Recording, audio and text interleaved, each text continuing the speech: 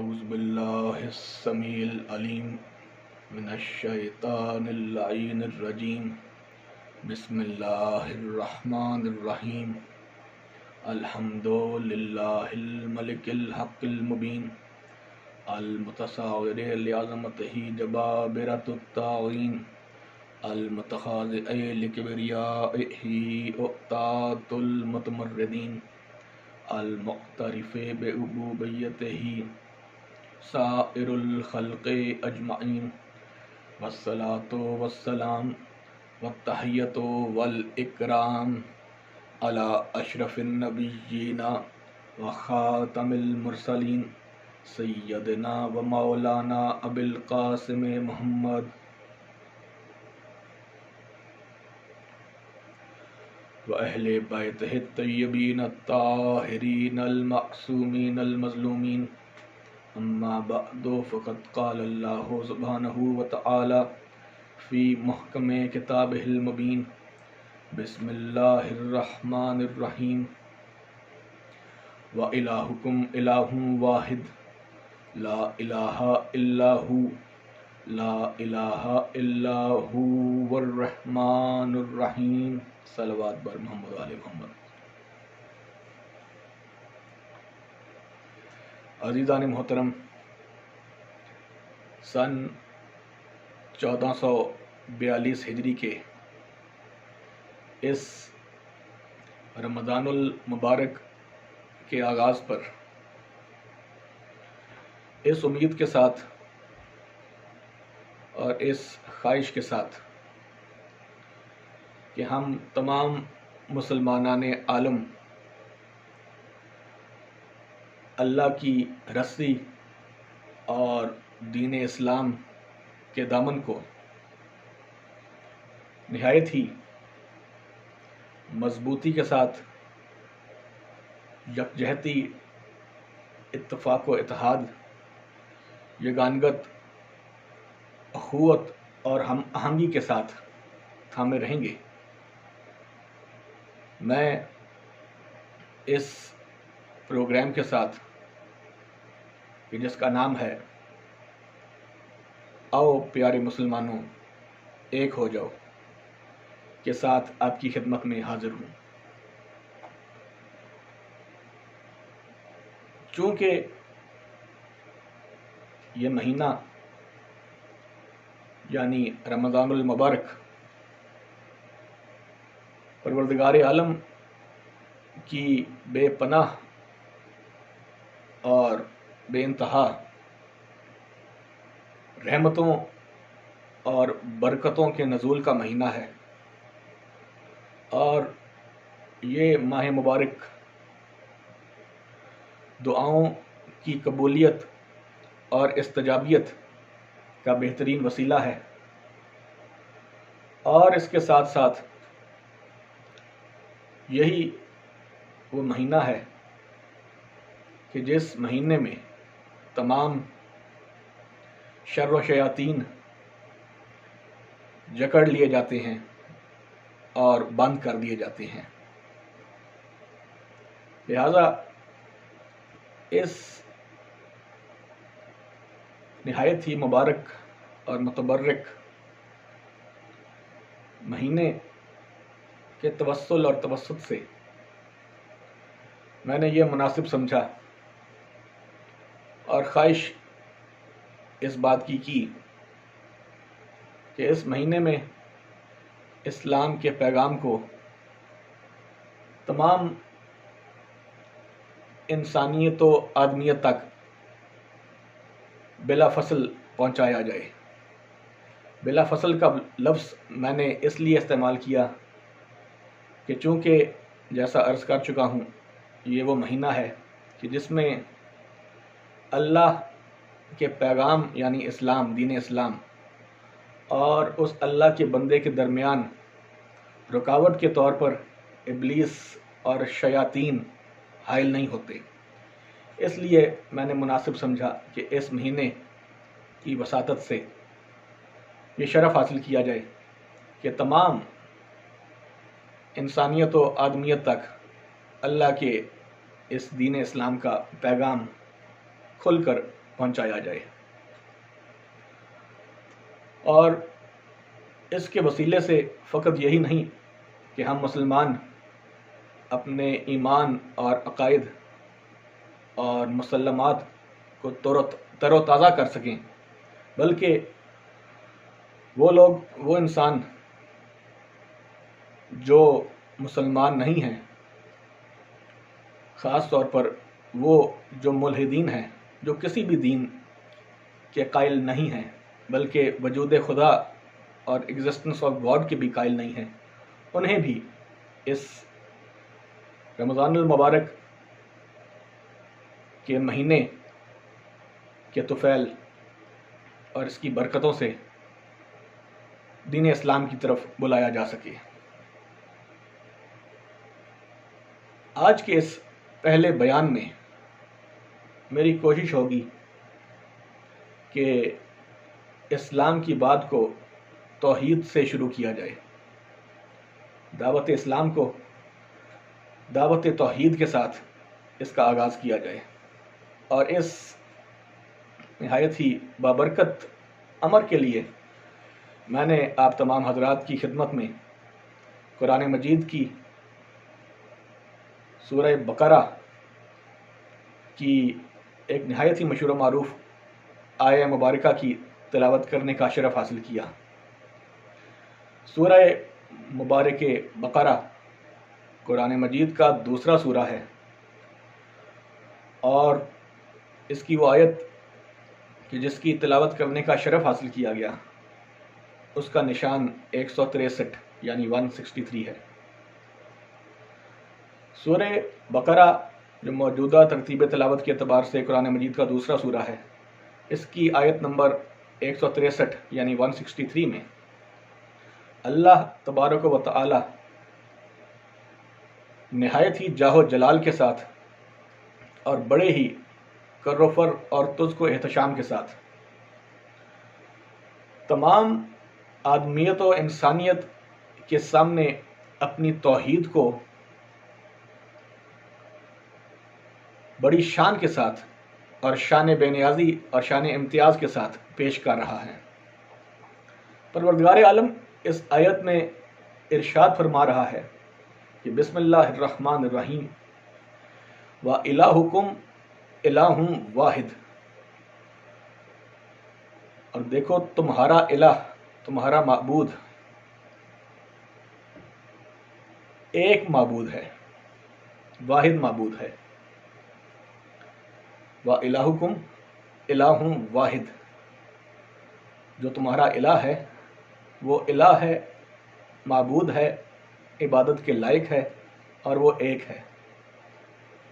لا الہ، اور کوئی معبود نہیں، کوئی الہ نہیں، کوئی قابل پرستش اور عبادت کے لائق نہیں، الا ہو، سوائے اس کے، وہ جو ایک اللہ ہے۔ الرحمن الرحیم، لا الہ الا ہو والرحمن الرحیم، اور وہ اللہ جو واحد معبود ہے، اس کی پہچان یہ ہے کہ وہ بڑا ہی مہربان اور نہایت رحم کرنے والا ہے۔ عزیزان محترم، یہ تو تھا اس چھوٹی سی مختصر سی آیہ مبارکہ کا ایک مختصر سا ترجمہ، بامحاورہ ترجمہ۔ اب اس سے قبل کہ میں نہایت ہی اختصار کے ساتھ، میری کوشش ہوگی کہ اس پورے مہینے میں روز 15 سے 20 منٹ کے لیے گفتگو کی جائے اور تمام اسلام کے بنیادی عقائد کے اوپر ایک ایک دن گفتگو ہو۔ توحید کا چونکہ عنوان ذرا کافی بڑا عنوان ہے، بہت بیسک عنوان ہے، اس کے اوپر ذرا ہماری زیادہ نشستیں لگ جائیں گی۔ ہو سکتا ہے 5 دن صرف توحید پر لگ جائیں اور پھر 5 دن صرف وجود خدا کو ثابت کرنے میں اس بات وجود خدا کے اوپر لگ جائیں۔ وہ لوگ جو خدا کے وجود کے ہی قائل نہیں ہیں، یعنی ایک تو وہ اللہ کو کیا مانیں گے، وہ اللہ کے ہی قائل نہیں ہیں۔ تو آئندہ آنے والی تقاریر میں ہم اس ٹاپک کے اوپر بھی گفتگو کریں گے۔ تو اس کے بعد ایک ایک کر کے روزانہ 15 سے 20 منٹ ہر اسلامی عقیدے کے اوپر اور ایمان کے اوپر گفتگو ہوگی۔ تو اس سے پہلے کہ یہ جو توحید کے لیے میں نے آپ حضرات کی خدمت میں آیہ مبارکہ پیش کی ہے، اس کی مختصر سی تفسیر آپ حضرات کی خدمت میں پیش کی جائے، میں یہ ضروری سمجھتا ہوں کہ اس آیت کے لفظی معنی کی طرف آپ کو متوجہ کروا سکوں۔ وہ لفظ جو نہایت ہی قابل غور ہیں، جنہیں سمجھے بغیر اس آیت کی تشریح اور توضیح اور توجیہ اور تفسیر نہیں بیان کی جا سکتی۔ وہ ہے پہلا لفظ الہ، و الہکم، اور تمہارا الہ، و اور الہ معبود عبادت کے لائق، کم تم سب۔ کسی کی طرف نام لیے بغیر اشارہ کرنا ہو تو اگر وہ شخص ایک اور صرف ایک ہو، ون اینڈ اونلی ون ہو، تو کا کہا جائے گا، کا۔ اگر کسی واحد کو آپ نے سلام کرنا ہو، کسی ایک شخص کو آپ کہتے ہیں السلام علیکہ، اس طرح ہم حضور صلی اللہ علیہ وآلہ وسلم کو سلام پیش کرتے ہیں تو ہم کہتے ہیں السلام علیکہ یا رسول اللہ صلی اللہ علیہ وآلہ وسلم۔ اگر دو لوگ ہوں، ٹو اینڈ اونلی ٹو، تو عربی زبان میں تثنیہ کا صیغہ یعنی دو کا صیغہ آتا ہے تعداد کے اعتبار سے، کما۔ دو لوگ ہوں، ان سے گفتگو کی جا رہی ہو، ان کی طرف ان کا نام لیے بغیر اشارہ کرنا ہو، پروناؤن، اس میں ضمیر استعمال کرنا ہو تو کما کہا جائے گا۔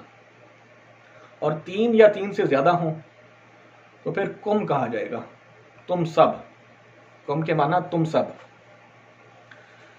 و الہکم، و اور الہ معبود عبادت کے لائق، کم یعنی پوری انسانیت اور آدمیت سے اللہ مخاطب ہے۔ اللہ کہنا چاہ رہا ہے کہ اے آدمیو، اے انسانوں، سنو، تم سب کا معبود، و الہکم، تم سب کا معبود۔ یہاں تک بات لفظی ترجمے کے حوالے سے واضح ہوگی۔ و الہکم، اور تم سب کا معبود، کسی ایک کا معبود نہیں، دو کا معبود نہیں، سب کا معبود۔ کون ہے؟ الہن۔ اب ذرا لفظوں پر غور فرمائیے گا، بہت قابل توجہ ہیں یہ الفاظ، جن سے اللہ کی توحید ثابت ہو رہی ہے۔ و الہکم الہن واحدن۔ اب میں لفظوں کو توڑ توڑ کر پیش کر رہا ہوں۔ و الہکم الہن واحدن لا الہ الا ہو والرحمن الرحیم۔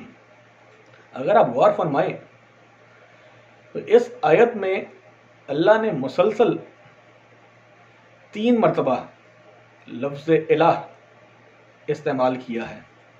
اب دیکھیے، و الہکم الہن واحد لا الہ الا ہو الرحمن الرحیم۔ تو اگر ہم کسی شخص کی تعریف کر رہے ہوں یا اپنی تعریف کر رہے ہوں بالفرض، تو آپ اپنی تعریف میں کوئی ایک لفظ استعمال کریں اور بار بار اس لفظ کو بالترتیب ریپیٹ کرتے جائیں، بار بار تکرار کریں، تو عام گفتگو میں یہ نقص کلام تصور کیا جاتا ہے۔ کوئی شخص کہے گا کہ بار بار کیوں اس لفظ کو ریپیٹ کر رہے ہو، ایک مرتبہ میں نے یہ سن لیا ہے کہ تمہارے میں یہ صلاحیت ہے۔ لیکن اللہ کا یہ کلام قرآن مجید جو اسی مہینے رمضان المبارک میں نازل ہوا ہے، یہ ماہ رمضان المبارک قرآن مجید کے نزول کا بھی مہینہ ہے۔ یہ قرآن مجید ایک جیتا جاگتا زندہ معجزہ ہے، اور اس میں ذرہ برابر بھی شک و شبے کی گنجائش نہیں، یعنی اس میں کوئی شخص غلطی نہیں نکال سکتا۔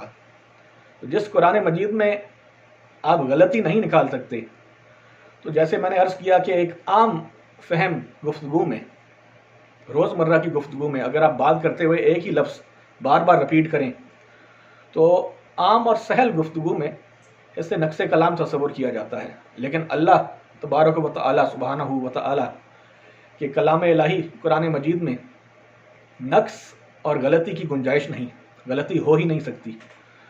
تو یہ وجہ کیا ہے کہ اللہ نے 3 مرتبہ مسلسل الہ الہ الہ استعمال کیا۔ الہ سے مراد عبادت کے لائق، معبود۔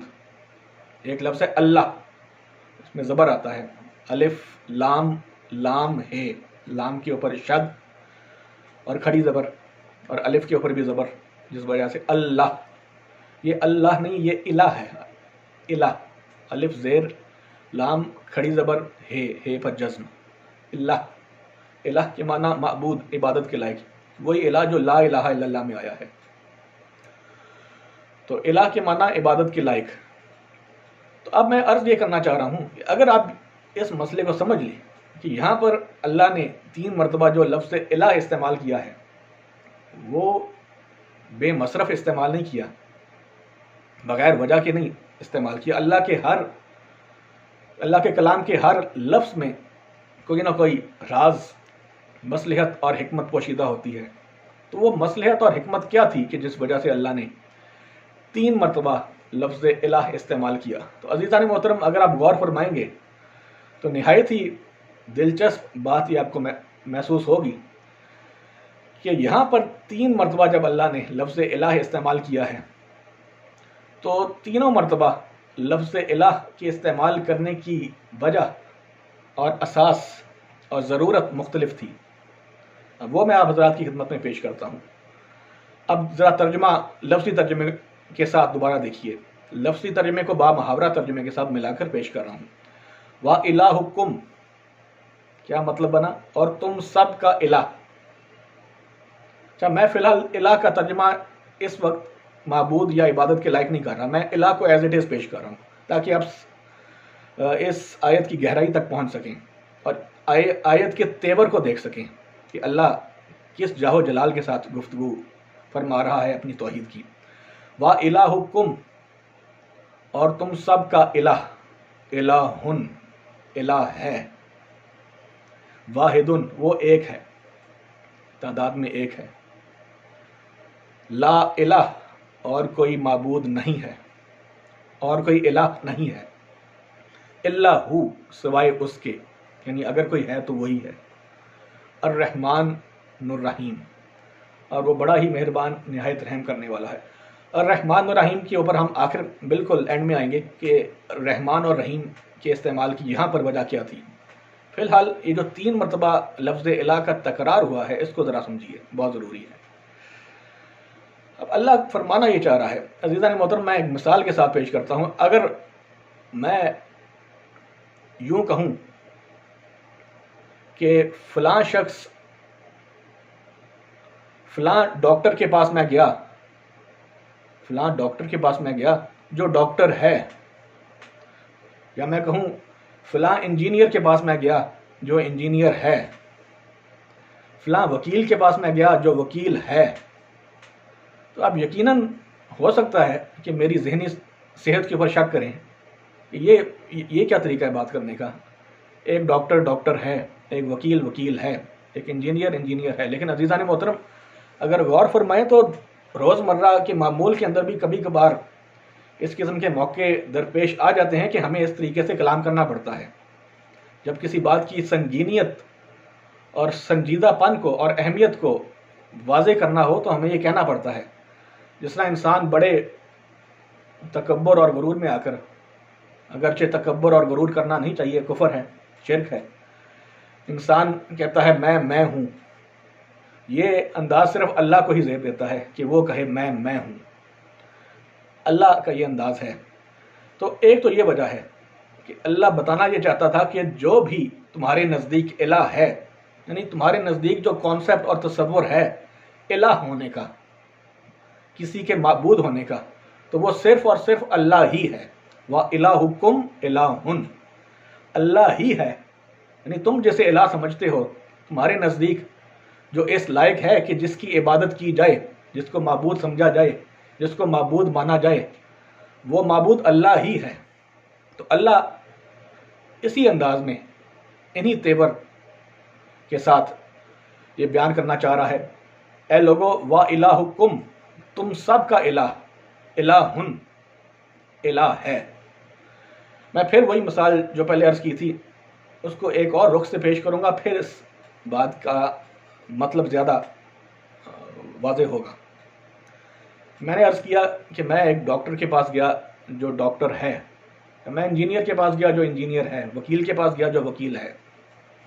تو عام طور پر آپ کہیں گے کہ یہ سینس لیس جملہ ہے، گرامر کے اعتبار سے یہ تکرار اچھا نہیں ہے، تو رپیٹ کرنے کی کیا ضرورت تھی.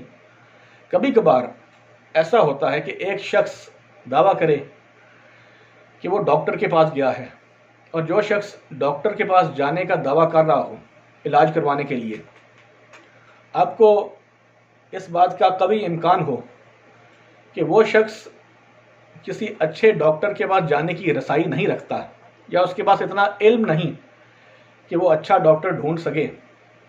تو اکثر ایسا ہوتا ہے، کئی بار ایسا ہوتا ہے کہ آپ خود پوچھتے ہیں کہ بھئی جسے تم ڈاکٹر کہہ رہے ہو کیا وہ ڈاکٹر ہے بھی؟ یعنی تم دعویٰ کر رہے ہو اس بات کا کہ میں ڈاکٹر کے پاس گیا، تم جس بھی ڈاکٹر کے پاس گئے کیا وہ ڈاکٹر ہے بھی؟ بس وہی انداز اللہ نے یہاں اپنایا ہے کہ اے لوگوں دیکھو، وا الہکم، تم جسے اپنا معبود سمجھتے ہو، وا الہکم، تمہارا معبود، یا ان ادر ورڈز اللہ کہنا یہ چاہ رہا ہے کہ تمہارا معبود اسے ہونا چاہیے، الہن، جو واقعی معبود ہو بھی. اب پھر وہ ڈاکٹر والی مثال کہ میں اپنے دوستوں کو کہوں کہ دیکھو ایسے شخص سے علاج کروانا چاہیے، ایسے شخص کے پاس علاج کروانے کے لیے جانا چاہیے جو ڈاکٹر ہو بھی، ایسے ڈاکٹر کے پاس جاؤ جو واقعی ڈاکٹر ہو بھی. وہی انداز اللہ نے یہاں پر اپنایا ہے. وا الہکم، اے تمام لوگوں، اے تمام آدمیوں، اے تمام انسانوں، تم سب کا الہ اسے ہونا چاہیے، تم سب کو اپنا الہ اور معبود اسے ماننا چاہیے جو واقعی الہ اور معبود ہو بھی، واقعی اس لائق ہو کہ وہ معبود ہے، واقعی اس لائق ہو کہ اسے معبود کہا جا سکے، واقعی اس لائق ہو کہ اس میں معبودیت کی صفات اور خصوصیات اور ایٹریبیوٹس موجود ہوں. تو یہ تھا شروع کے جو دو الفاظ جو ایک ساتھ استعمال ہوئے، وا الہکم الہن، اور تمہارا معبود جو بھی ہے وہ ہے. تمہیں اپنا معبود اسے سمجھنا چاہیے، اسے ماننا چاہیے، اسے بنانا چاہیے جو واقعی معبود ہونے کی صلاحیت اور صفات رکھتا بھی ہو. اس کے بعد کیا لفظ استعمال ہوا؟ واحدن، اور اس کی دوسری صفت یہ ہو کہ وہ تعداد میں ایک ہو.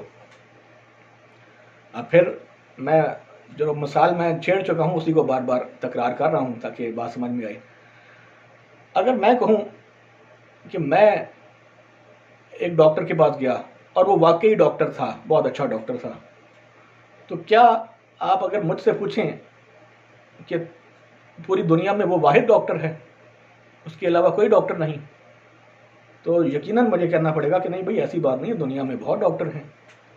تو اللہ نے معبود ہونے کی جو دوسری پہچان بتائی ہے وہ یہ بتائی ہے کہ معبود جو بھی ہو، پہلی بات کہ جس کی عبادت تم کرو گے یا کرنا چاہتے ہو وہ ہو جو اس لائق ہو بھی کہ اس کی عبادت کی جا سکے، اور دوسری بات کہ وہ تعداد میں، اپنے آپ میں، اپنی ذات میں ایک اور صرف ایک ہو، ایک سے زیادہ نہ ہو.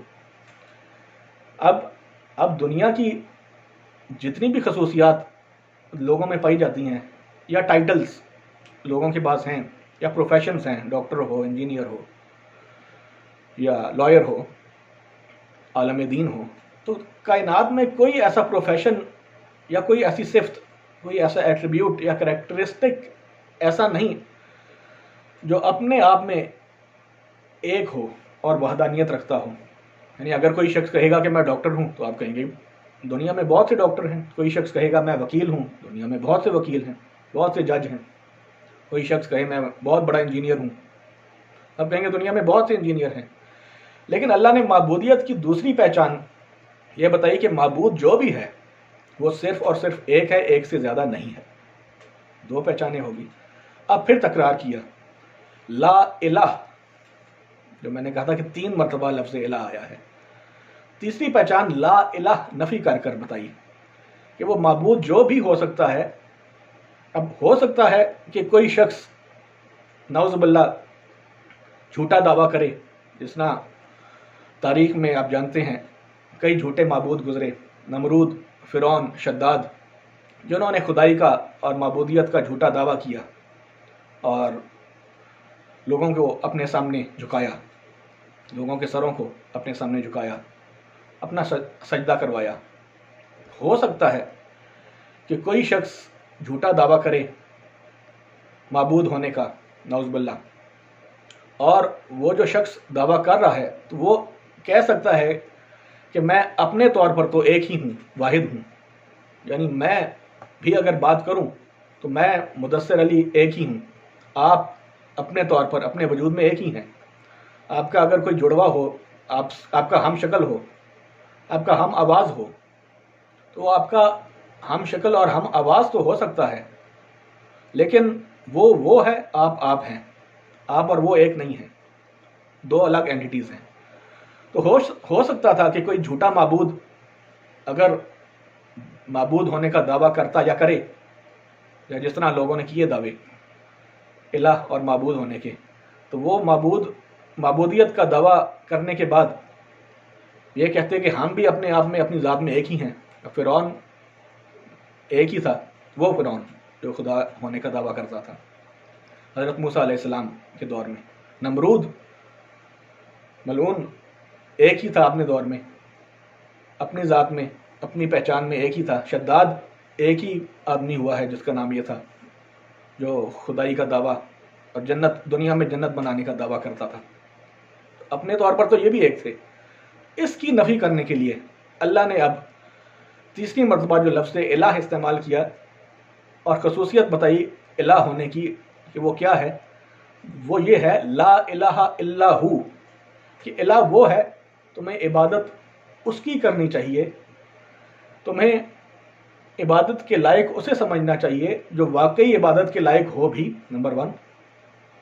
واحد، وہ اپنی ذات میں ایک ہو، اور اگر کوئی جھوٹا دعویٰ کرے اس بات کا کہ میں بھی ذات میں ایک ہوں اور نعوذ باللہ اپنے آپ کو معبود کہے، تو تیسری پہچان بتائی کہ دیکھو معبود ہونے کی تیسری پہچان یہ ہے لا الہ الا ہو، کہ پوری کائنات میں اگر وہ دعویٰ کر رہا ہے معبود ہونے کا تو اس سے پوچھو کہ کیا تم اکیلے معبود ہو؟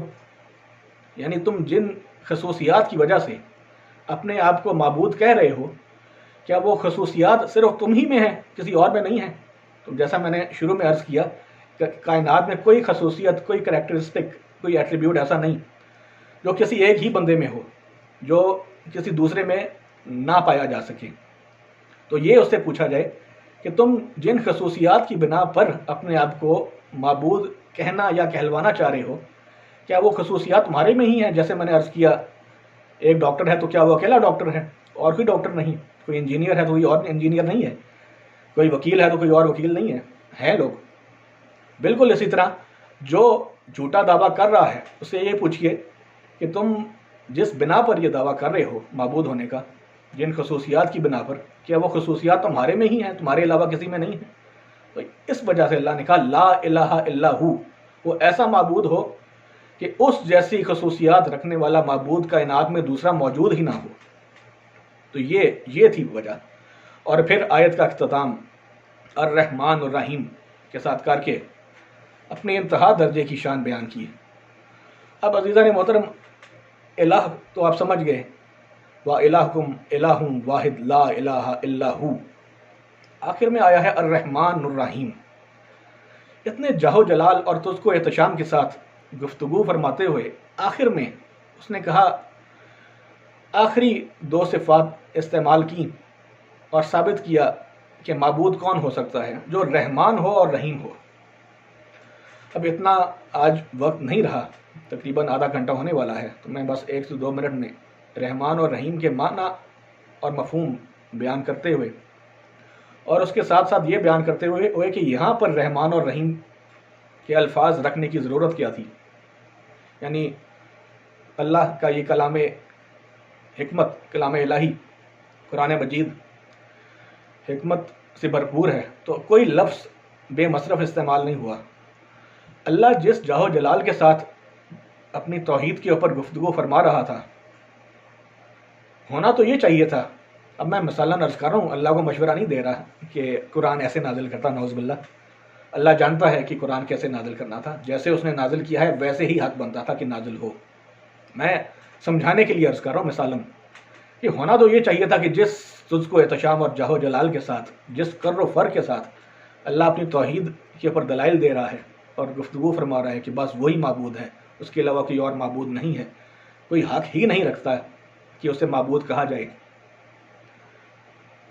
ہونا یہ چاہیے تھا آخر میں اللہ کہتا، اپنے ایسے دو صفاتی نام استعمال کرتا جن میں جاہ و جلال ہوتا، جن میں شان کبریائی ہوتی، شان بے نیازی ہوتی۔ اللہ نے یہ نہیں کہا آخر میں کہ وہ بڑا قہار و جبار ہے، لا الہ الا ہو القہار الجبار، یہ نہیں کہا۔ دیکھو، اس اللہ کی عبادت کرو، اس کے علاوہ کسی اور کو معبود نہ سمجھنا، وہ بڑا ہی قہر نازل کرنے والا اور بڑا ہی جبار ہے، بڑا ہی جبر کرنے والا ہے۔ تو اللہ نے یہ دو الفاظ نہیں استعمال کیے، بلکہ وہ الفاظ استعمال کیے جو ہم ہر کام کی شروعات سے پہلے بسم اللہ جب پڑھتے ہیں تو بسم اللہ الرحمن الرحیم کہتے ہیں۔ اللہ کو اس کی رحمانیت اور رحیمیت کے صدقے سے پکارتے ہیں کہ اللہ تو سب سے بڑھ کر مہربان اور سب سے بڑھ کر رحم کرنے والا ہے۔ عزیزان محترم، آج بالکل وقت نہیں کہ میں رحمان اور رحیم کے مفہوم کو یہاں اس طریقے سے واضح کروں کہ جو اس کی تفصیل کے اندر جا کر واضح کیے جا سکیں۔ تو میں صرف اتنا بتانا چاہ رہا ہوں اور اپنی گفتگو کو یہاں پر اختتام پذیر کرنا چاہ رہا ہوں کہ اللہ بتانا یہ چاہ رہا تھا کہ دیکھو لوگوں، انسانوں سنو، میرے بندوں سنو، وہ اور ہیں جو تلوار کے زور سے، جو جبر کے زور سے، جو قہر کے زور سے اپنے سامنے اپنے بندوں کو جھکانے کی کوشش کرتے ہیں، وہ اور ہیں۔ لیکن اللہ تبارک و تعالی جل جلالہ کائنات کی وہ واحد ہستی ہے کہ جو اپنے بندوں کو اپنے سامنے اپنی عبادت کے لیے قہر اور جبر، قہاریت اور جباریت کے زور پر نہیں جھکاتا، بلکہ رحمانیت اور رحیمیت کے صدقے سے اپنے سامنے جھکاتا ہے۔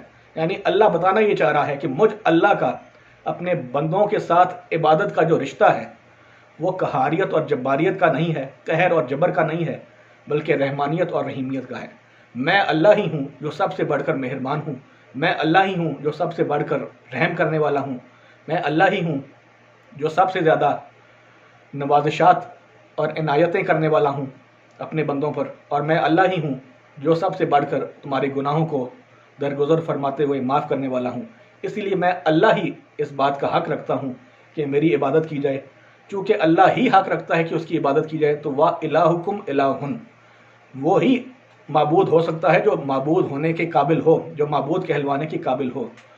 لا الہ الا ہو والرحمن الرحیم، یہی اللہ فرمانا چاہ رہا تھا کہ اے لوگوں، معبود اسے کہو، اپنا سر اس کے سامنے جھکاؤ، عبادت اس کی کرو جو واقعی اس قابل ہو کہ اس کی عبادت کی جائے، اور وہ واحد ہو، اس کے علاوہ کوئی اور اس کا شریک نہ ہو، اور اس کے علاوہ اس کے ان کریکٹرسٹکس میں کہ جس کی وجہ سے، ان ایٹریبیوٹس میں کہ جن کی وجہ سے وہ اپنے آپ کو معبود بتا رہا ہے، ان کریکٹرسٹکس میں اس کا کوئی اور ثانی نہ ہو، اس کے علاوہ کوئی اور معبود کائنات میں ہو ہی نہ، الرحمن الرحیم، اور اس سے بڑھ کر کوئی مہربان اور رحم کرنے والا نہ ہو، وہ جبر اور قہر کے زور پر اپنی عبادت نہ کروائے، بلکہ لوگوں کے اوپر نوازشات اور کرم نازل کر کے اور لوگوں کے گناہ معاف کر کے، لوگوں کے اوپر رحمت فرما کر یہ ثابت کرے کہ وہی عبادت کے لائق ہے۔